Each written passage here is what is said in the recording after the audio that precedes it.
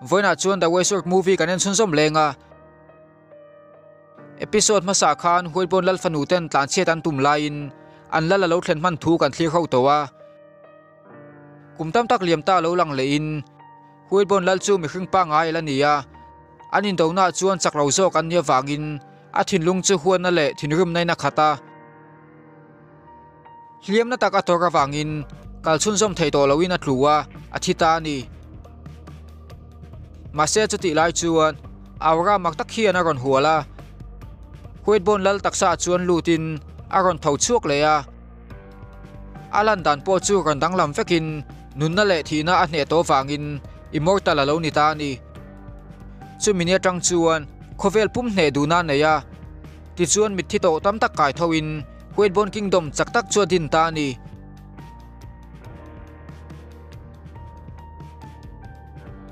alan dan chu makalo ti hleya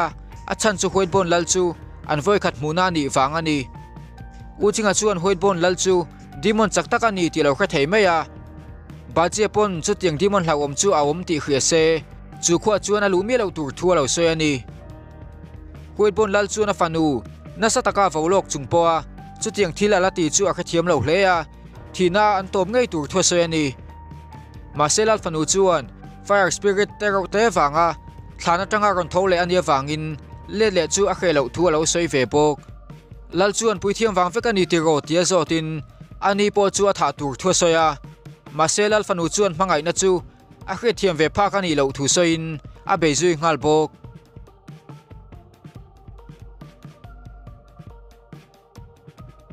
mase beina chuan engmai fe kalo nei lowa athil siam te nge in an za lo ema wang chuan huilbon lal chu a thinrim zuala maselal fanu chuan bungro ang ba ka ain ngai lo thu lo sein anin be tran leya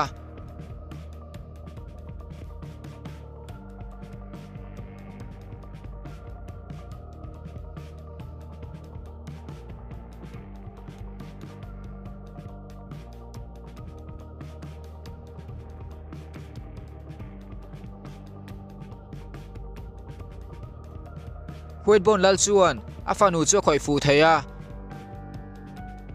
an pasal tha le zewi chuan an lo ngai tu hle ni uchinga chuan lal chu an tha lo chuan damin an chuak thei don lo tia kha thiama bajia chu lo chai bui tirin an rin lo lain midang ho chuan lo ben tumani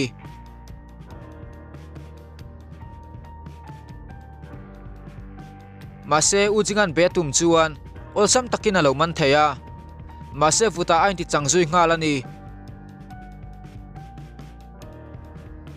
chuti lai chuan bailanga kha na ron bei ve leya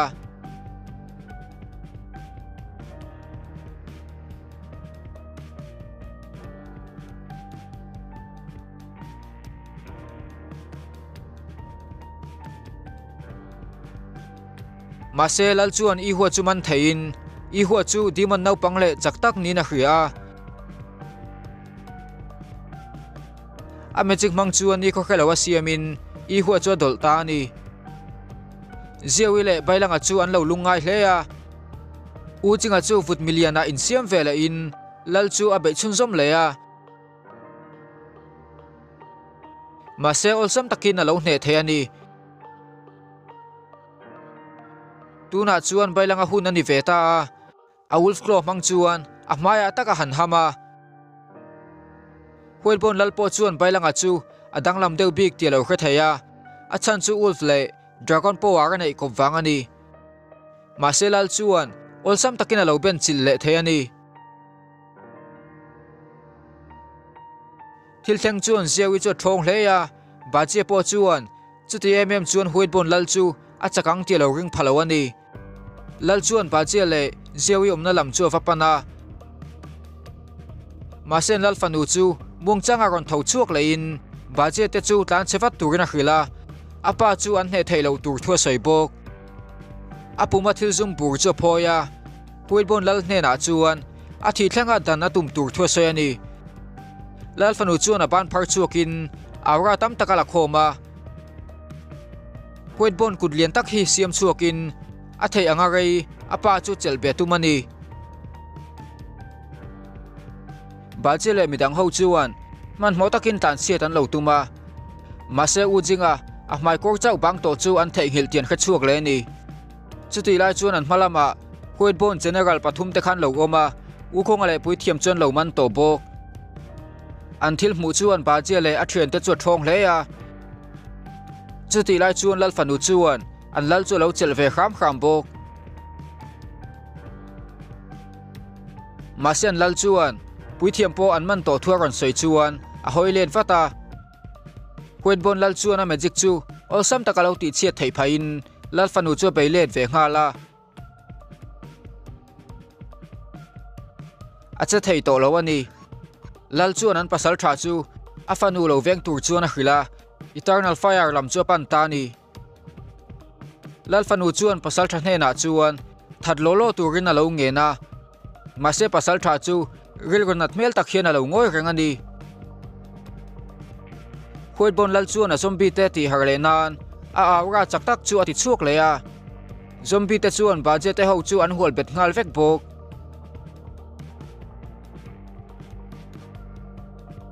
ba je chuan jongni tu da waisa an ti dan somna man tang kai hun chi ani thu lo soya an pathum chuan voi le khata thing thin ngai daman dil ta thut ani huat bon lal chu lo hlim hle a holy fire chuan nei thei chuan khovel puma hne thei don ani ama za thin tu te chu lo man thata ka pek thin thu le phasan tu te chu na taka khem thin thu soya pui thiam chu la kang in lal fanu mu lai chuan e tu mani lal fanu in a lo mu chuan ti lo khram turin a lo nge na a thu pe ka pianga zom to tur thu a khil bok maselal chuan a thu soi chu lo oi lo in pui thiam chana du wang chawa angaya e tum le ta tho ani ma se chu ti lai chuan pui thiam chu kan har chuak le thuta huat bon lal po chuan makati in pui thiam chuan a magic kutum hang chuan huat bon lal chu an hek zuya na lo ti hle ni alo mutu ba che le midang ho chu an lo hlim hle a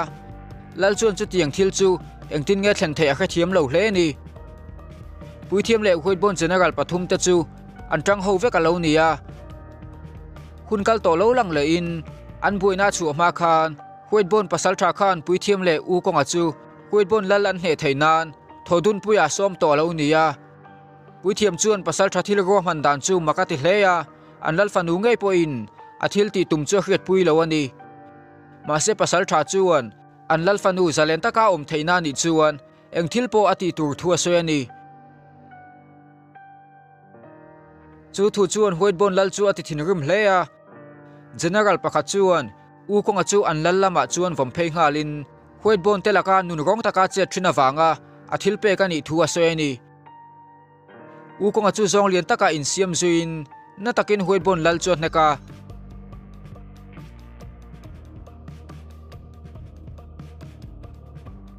ziewile bailangan an lo mu chuan an hlim hle ni pui thiam chu sang taka lo zuang kangin na takin na vanek vele a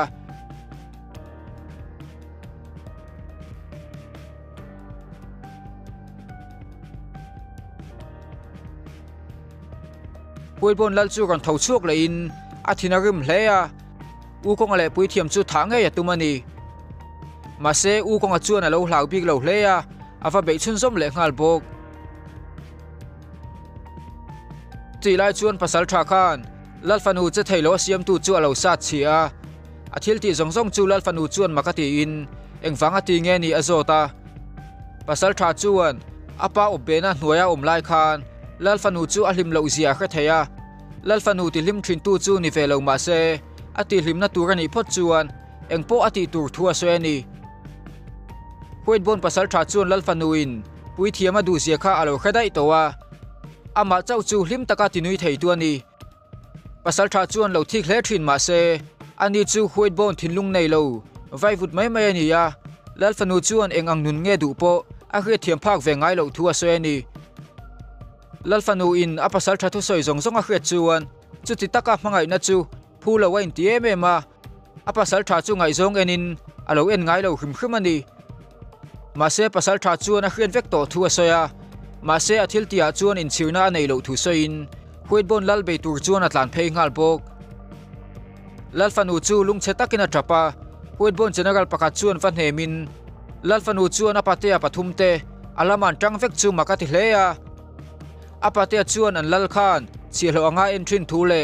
lalfanu chau chuan chungte anga entrin thua soya chu wangin a top thlenga alaman tan tur thua soya ni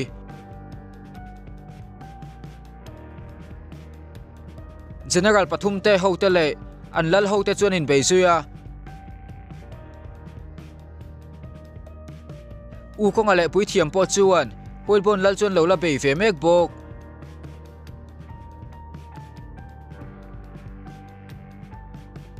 chuti lai chuan pasal thapo khana ron bei pui ve a lal chuan makalo ti hle ni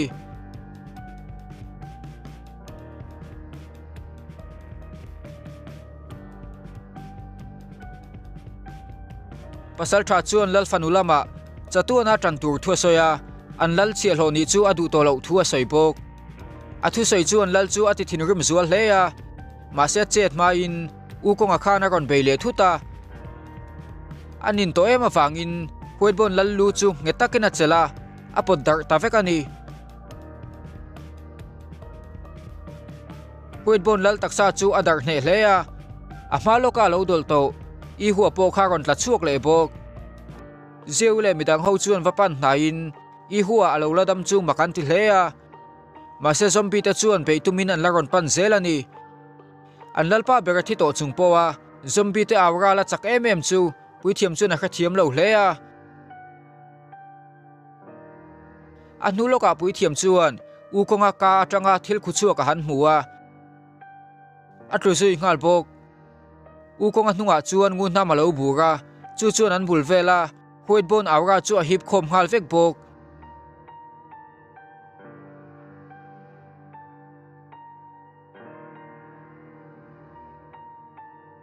chung awra tang chuan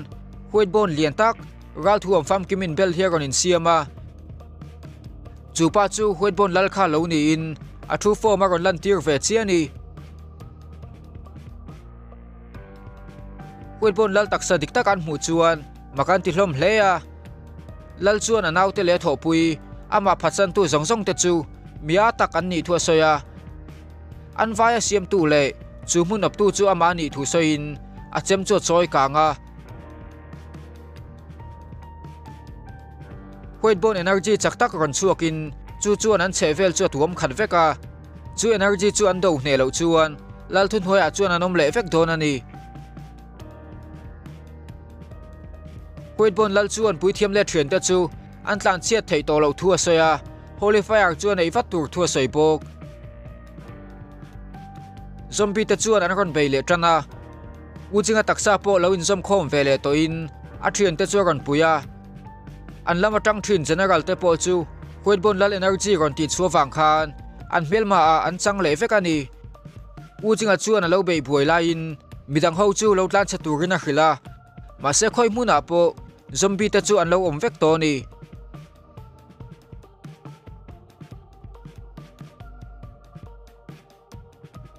huit bon pasal tha po chu energy chaktak chuan lo hne ve in puithiam chu beizuya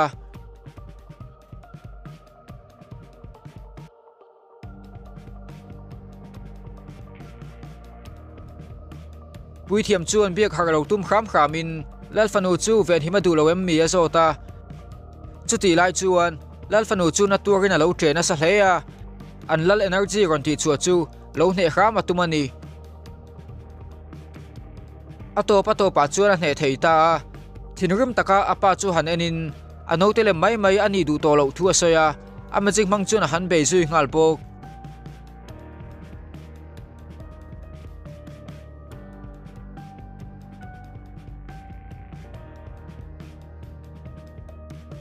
mase huit bon lal chu lo mai bik loin angun na mang chuan olsam takin amajik chu alo sa che theya afanu chu chaktaka zukpan hnain apuma sa chui ngal bok puithiam in alo mu chuan lalfanu chu ngai tu hleya mase huit bon pasal tha in ala be renga wangin engma ti the nei lo ani lalfanu chu a hliamana to ema wangin acha thei to lowa lal chuan muang changa vapan hnain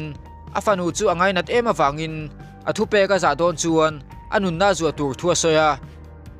ma se lal fanu chuan hoi sen takin anau tele mai ni le ai chuan thia than jok thua lo soya ni chu chuan lal chu ati thin rim zual hle ya tha tu min na ngun nam chuan a kho ta ni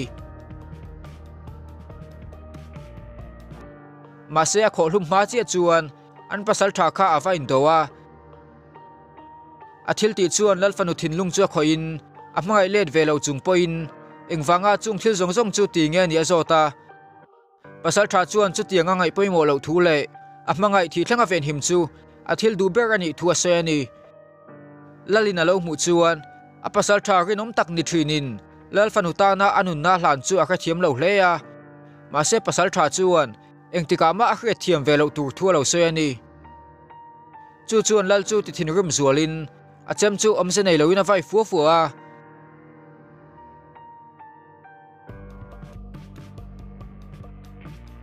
an vai chu na ti hlum vek tur thu soin a bula tanga Hoid Bon Kingdom chu adin tharale tur thu se ani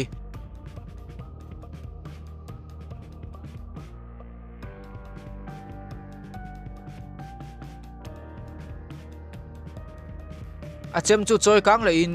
a ho te awra chu hip sak le veka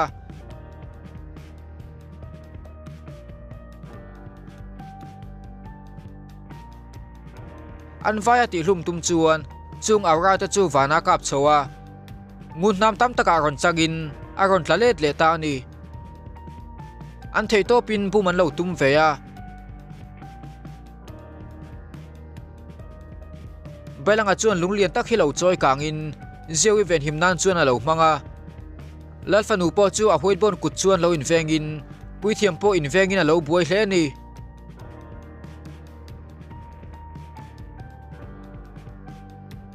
ma se voi le khata ngunam ron tla chu top thuta magic ring lian tak hian alo dang vekani lalfanu khana chakna zong zong som khomin an vai chu na veng alo ni ya puithiam le anau te chu that velo tura khilin an ni chu athil siam an ni velo thu ase ni ma se lal chu an enga tan ma lo ngai lo in angun nam chu a ma ai na ti chakle zuala lalfanu inven na chu ti chia sak ngai atumani lal chuan chu inven na por chu a man reng chuan a thi pha thei thu a fanu chu khila ma se lal fanu chuan thia hlau lo thu le midang te chan him nan chuan thi thlanga be tur thu soya episode 28 chu top ta ni